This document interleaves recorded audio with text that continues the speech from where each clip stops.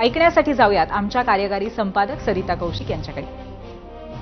पूर्वी देशापेक्षा क्रिकेट मोठा असू शकत नाही, त्यामुळे भारतीय क्रिकेट संघाच्या भूमिकेमुळे क्रिकेट डिप्लोमसी मेली की जगली हा वाद गेला खड्ड्यात।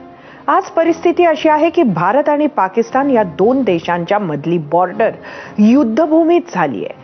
कालच्या आशिया कप फायनलचे मैदान हे सुद्धा तसेच एक रणांगण होते।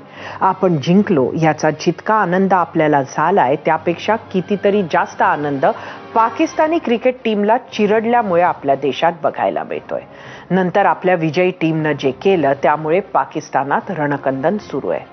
आता भारतानं ही चॅम्पियनशिप मुळातच खेळायला नको होती असे मत असणारे अनेक आहेत। त्यात उद्धव ठाकरेंची शिवसेना सुरुवातीपासूनच प्रचंड व्होकल आहे। एखाद्या घटनेला किंवा व्यक्तीला बॉयकॉट करून निषेध नोंदवण्याची एक परंपरा आहेच। मॅच न खेळून भारताला हा निषेध नक्कीच नोंदवता आला असता, हे झाले एक मत। पण येणाऱ्या काळात कॉमनवेल्थ गेम्स आहेत, भारत स्वतः ऑलिम्पिक होस्ट करू बघत आहे, या दोन्हीत पाकिस्तान असणार आहे। मग आपण काय करणार?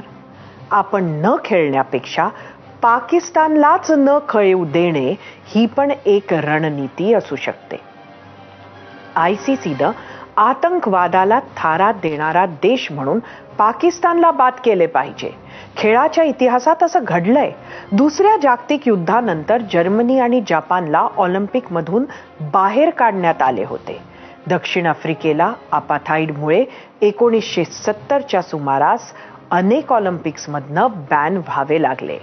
अपार्थाईड संपला आणि 1992ला दक्षिण आफ्रिकाची ऑलिम्पिकमध्ये वापसी झाली।